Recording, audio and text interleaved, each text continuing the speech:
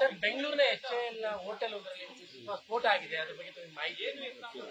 ನನಗಿರೋ ಮಾಹಿತಿ ಪ್ರಕಾರ 12 ಗಂಟೆ ಸುಮಾರು 12 ಗಂಟೆ ಆದ್ಮೇಲೆ ಯಾರೋ ಒಂದು ಬ್ಯಾಗ್ನಲ್ಲಿ ಇಟ್ಟು ಹೋಗಿದ್ರು ಅಂತ ಹೇಳ್ತಾರೆ. ಇಲ್ಲಿ ತನಿಖೆ ನಡೀತಾ ಇದೆ. ಸುಮಾರು 8 ಜನರಿಗೆ ಅಲ್ಲಿ ತಿಳಿಸಿದ್ರಲ್ಲ ಹೋಟೆಲ್, ಅವ್ರಿಗೆ ಇಂಜುರಿ ಆಗಿದೆ. ಬಟ್ ಯಾರಿಗೂ ಕೂಡ ಎಲ್ಲರೂ ಕೂಡ ಇದರಿಂದ ಪಾರಾಗಿದ್ದಾರೆ. ಇಂಜುರಿ ಅಂತೂ ಆಗಿದೆ, 8 ಜನರಿಗೆ ಇಂಜುರಿ ಆಗಿದೆ. ಅಲ್ಲಿ CCTV ಅವೆಲ್ಲ ಎಕ್ಸಾಮಿನ್ ಮಾಡ್ತಾ ಇದ್ದಾರೆ. ಯಾರೋ ಒಬ್ಬ ಬ್ಯಾಗ್ ಇಟ್ಟಿದ್ದು ಗೊತ್ತಾಗಿದೆ. ಸೊ ಅದು ಹೈ ಎಕ್ಸ್ಪ್ಲೋಸಿವ್ ಬ್ಲಾಸ್ಟ್ ಅಂತ ಹೇಳ್ತಾರೆ, ಎಕ್ಸ್ಪ್ಲೋಸಿವ್ ಅಂತ ಹೇಳ್ತಾರೆ. ನೋಡ್ಬೇಕಾದ್ರೆ ಇನ್ನೊಂದು ತನಿಖೆ ನಡೀತಾ ಇದೆ. ಉಗ್ರರು ಮಾಡಿರುವಂತ ಟೆರರಿಸ್ಟ್ ಮಾಡಿರೋದು ಅಲ್ಲ, ಗೊತ್ತಿಲ್ವಲ್ಲಪ್ಪ ಇನ್ನು ಎಷ್ಟು ಇನ್ವೆಸ್ಟಿಗೇಷನ್. ಈಗಿರತಕ್ಕಂಥ ಮಾಹಿತಿ ಪ್ರಕಾರ ಅಲ್ಲಿ ಎಲ್ಲ ಪೊಲೀಸ್ನವರೆಲ್ಲ ಹೋಗಿದ್ದಾರೆ, ತನಿಖೆ ನಡೀತಾ ಇದೆ. ಹೋಮ್ ಮಿನಿಸ್ಟರ್ಗೆ ಹೇಳಿದ್ದೀನಿ ಹೋಗಿ ಅಲ್ಲಿಗೆ. ಸೊ ಸ್ವಲ್ಪ ಹೊತ್ತಲ್ಲಿ ಗೊತ್ತಾಗುತ್ತೆ. ಅದು ಸ್ಫೋಟಕ ಭಾರಿ ಪ್ರಮಾಣಕ್ಕೆ ಸ್ಫೋಟಕ ಭಾರಿ ಪ್ರಮಾಣ ಇಲ್ಲ, ಸಣ್ಣ ಪ್ರಮಾಣದವರು ಕೂಡ ಇಂಪ್ರೂವೈಸ್ಡ್ ಬ್ಲಾಸ್ಟ್ ಅಂತ ಹೇಳ್ತಾರೆ. ಎಲೆಕ್ಷನ್ ಟೈಮ್ ಇದೆಲ್ಲ ಈ ತರ ಬ್ಲಾಸ್ಟ್ ಅದೆಲ್ಲ ಅಂದಾಗ ಕಾನೂನು ಸುವ್ಯವಸ್ಥೆ ಪ್ರಶ್ನೆಗಳನ್ನ ಜಾಸ್ತಿ ಶುರು ಮಾಡ್ತಾರೆ. ಎಲ್ಲಾ ಕಾಲದಲ್ಲೂ ನಡೆದಿದ್ದಾವೆ ಇದು, ಬಟ್ ನಡಿಬಾರ್ದು. ಬಟ್ ನೋಡೋಣ ಅದೇನು ಅಂತ. ಇಲ್ಲಿ ಯಾವತ್ತೂ ಆಗಿರಲಿಲ್ಲ ಇತ್ತೀಚೆಗೆ ಬ್ಲಾಸ್ಟ್. ಇದರಲ್ಲಿ ನಡೆದಿದ್ದು ಬಿಟ್ಟರೆ ಮಂಗಳೂರಿನಲ್ಲೂ ಆಗಿರೋದು ಬಿಟ್ಟರೆ ಅದು ಸಣ್ಣ ಪ್ರಮಾಣದಲ್ಲಿ ಆಗಿತ್ತು.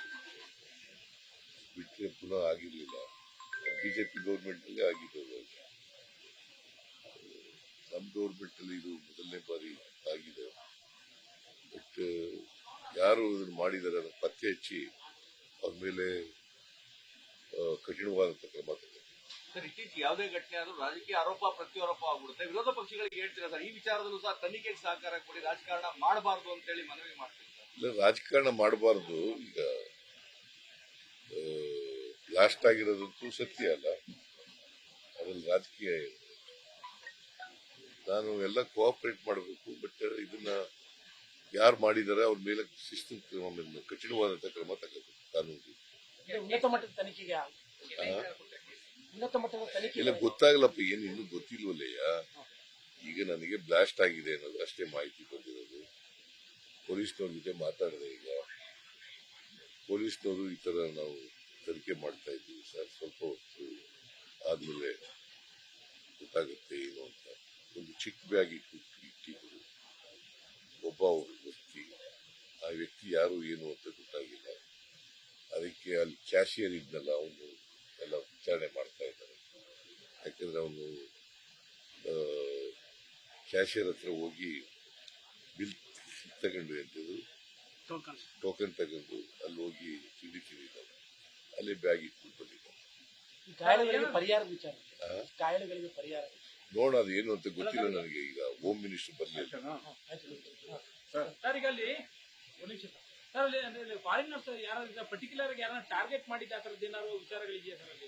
ಇಲ್ಲಪ್ಪ, ಏನು ಗೊತ್ತಾಗಿಲ್ರಿ, ಇನ್ನು ಡೀಟೇಲ್ಸ್ ಗೊತ್ತಿಲ್ಲ ನನಗೆ. ಪುನಃ ಮಾತಾಡ್ತೀನಿ. ನಾವು ಏನ್ ಡೆವಲಪ್ಮೆಂಟ್ ಇದ್ರೆ ಮಾತಾಡುವ ಅಂತ ಹೇಳಿದ್ದೀನಿ ಕಮಿಷನರ್ಗೆ. ಪೂರ್ಣ ಮಾಹಿತಿ ಸಿಕ್ಕಿದ್ಮೇಲೆ ಮತ್ತೆ ಹೇಳ್ತೀನಿ. ಅನುಕ್ಷಣದ ಸುದ್ದಿಗಳಿಗಾಗಿ ವಿಸ್ತಾರ ನ್ಯೂಸ್ ಯೂಟ್ಯೂಬ್ ಚಾನೆಲ್ ಸಬ್ಸ್ಕ್ರೈಬ್ ಮಾಡಿ. ಹೊಸ ಸುದ್ದಿಗಳ ನೋಟಿಫಿಕೇಶನ್ಗಾಗಿ ಬೆಲ್ ಐಕಾನ್ ಕ್ಲಿಕ್ ಮಾಡಿ.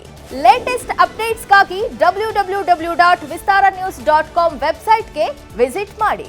ಅಂಗೈಯಲ್ಲೇ ಜಗತ್ತಿನ ಸುದ್ದಿ ತಿಳಿಯಲು ವಿಸ್ತಾರ ನ್ಯೂಸ್ ಕನ್ನಡ ಆಪ್ ಡೌನ್ಲೋಡ್ ಮಾಡಿ.